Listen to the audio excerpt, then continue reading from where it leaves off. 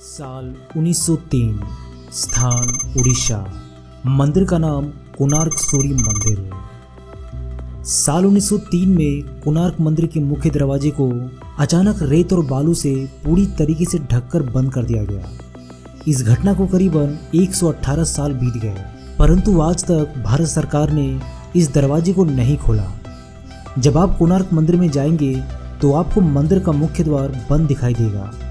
आप इस मंदिर के आसपास वाले इलाके में घूम सकते हैं, परंतु इस मंदिर का वैभव और रहस्य इस मंदिर के बीचों बीच मुख्य दरवाजे के अंदर मौजूद है।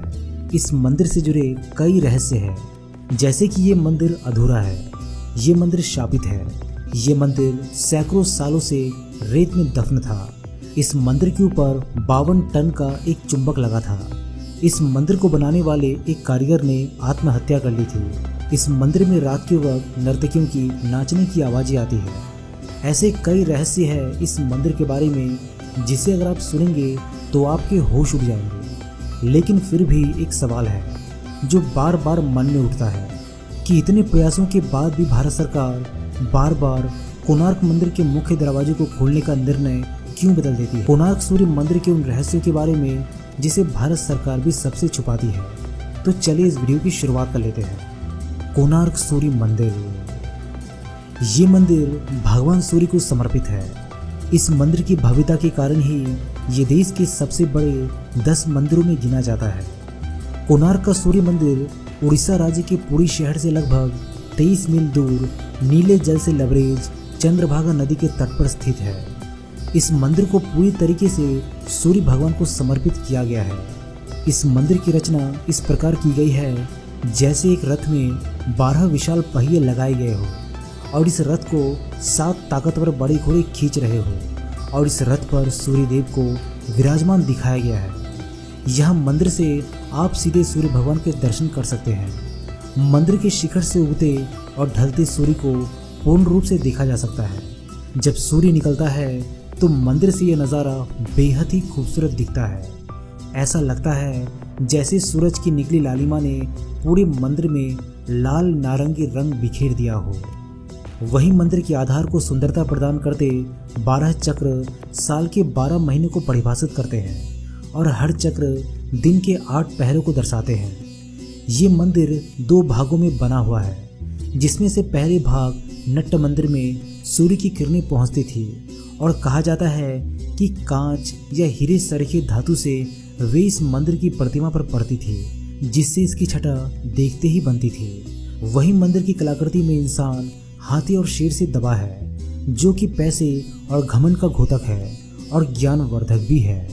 इस मंदिर के बारे में कहा जाता है कि श्री कृष्ण के पुत्र सांब को श्राप से कोढ़ रोग हो गया था। उन्हें ऋषि कटक ने इस श्राप से बचने के लिए सूरज भगवान की पूजा करने की सलाह दी थी। सांब ने मित्रवन में चंद्रभागा नदी के सागर संगम पर कोणार्क में 12 वर्षों तक तपस्या की और सूर्यदेव को प्रसन्न किया। सूर्यदेव जो सभी रोगों के नाशक थे, इनके रोग का भी अंत कर दिया, जिसके बाद सांब ने सूर्य भगवान का एक मंदिर निर्माण करने का निश्चय किया। अपने रोग नाश के उपरांत चंद्रभागा नदी में स्नान करते हुए उन्हें सूर्यदेव की मूर्ति मिली। ये मूर्ति सूर्यदेव के शरीर के ही भाग से देव शिल्पी श्री विश्वकर्मा ने बनाई थी। सांब ने अपने बनवाए मित्रवन में एक मंदिर में इस मूर्ति को स्थापित किया और तब से ये स्थान पवित्र माना जाने लगा। कोणार्क के बारे में ये भी कहा जाता है कि यहाँ आज भी नर्तकियों की आत्माएं आती है। अगर कोणार्क के पुराने लोगों की माने तो आज भी यहाँ पर शाम को उन नर्तकियों के पायलों की झनकार आपको सुनाई देगी, जो कभी यहाँ राजा के दरबार में नृत्य किया करती थी। इस मंदिर का निर्माण एक सैंडविच के तौर पर किया गया है, जिसके बीच में लोहे के प्लेट थे, जिस पर मंदिर के पिलर रुके हुए थे। ऐसा भी कहा जाता है कि मंदिर के ऊपर एक 52 टन का चुंबक रखा हुआ था, जो कि इन खंभों से संतुलित था। इसी के चलते भगवान सूर्य की जो प्रतिमा थी वो हवा में तैरती हुई रहती थी, जिसे देखकर हर कोई हैरत में पड़ जाता था। कहा जाता है कि इस चुंबक को विदेशी आक्रमणकारियों ने तोड़ दिया था। ऐसा भी कहा जाता है कि मंदिर के ऊपर रखे चुंबक के चलते समुद्र से गुजरने वाले नाव, जो कि लोहे के बने होते थे, इस चुंबकीय क्षेत्र के चलते क्षतिग्रस्त हो जाती थी। इस कारण अपनी नाव को बचाने हेतु नाविक इस पत्थर को निकाल कर ले गए। ये पत्थर एक केंद्र शिला का कार्य कर रहा था, जिससे मंदिर की दीवारों के सभी पत्थर संतुलन में थे। इसके हटने के कारण मंदिर की दीवारों का संतुलन खो गया और परिणाम स्वरूप वो गिर पड़े। परंतु इस घटना का कोई ऐतिहासिक विवरण नहीं मिलता और ना ही ऐसे किसी चुंबकीय केंद्रीय पत्थर के अस्तित्व का कोई ब्यौरा उपलब्ध है। सन 1568 में उड़ीसा में मुस्लिमों का आतंक नियंत्रण में हो चुका था, परंतु इसके बाद भी हिंदू मंदिरों को तोड़ने के निरंतर प्रयास होते रहते थे।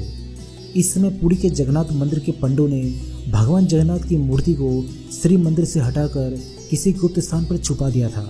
इसी प्रकार कोणार्क के सूर्य मंदिर के पंडों ने प्रधान देवता की मूर्ति को हटाकर वर्षों तक रेत में दबाकर छिपाए रखा। बाद में ये मूर्ति पुरी भेज दी गई और वहां जगन्नाथ मंदिर के प्रांगण में स्थित इंद्र के मंदिर में रख दी गई।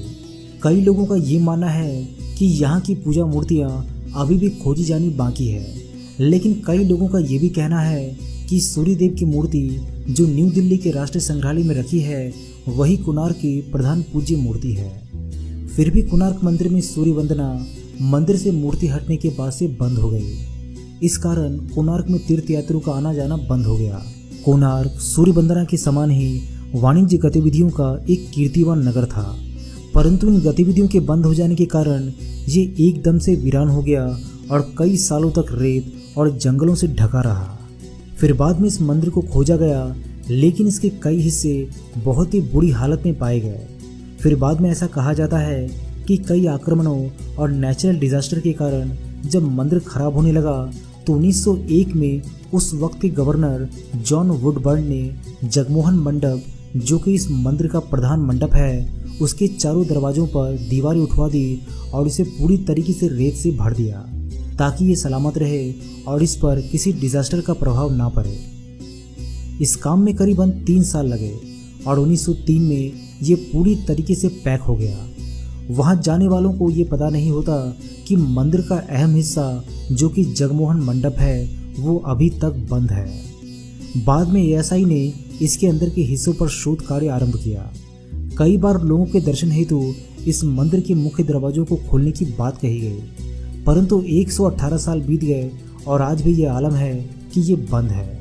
आप इंटरनेट पर और आर्टिकल के माध्यम से पढ़ सकते हैं कि न जाने कितनी ही बार इस मंदिर के मुख्य दरवाजे को खोलने का जिक्र हुआ, लेकिन बार बार आखिर में ये निर्णय बदल दिया गया। क्या सच में इस मंदिर को प्राकृतिक आपदा के बचाव के कारण ही बंद किया गया, या कोई और वजह थी इसको बंद करने की? ये सारे सवालों से पर्दा तभी उठ सकेगा जब ये दरवाज़ा खुलेगा। दोस्तों, आपका क्या ख्याल है इसके बारे में? अपने सभी जवाब हमें कमेंट बॉक्स के माध्यम से ज़रूर लिखिए।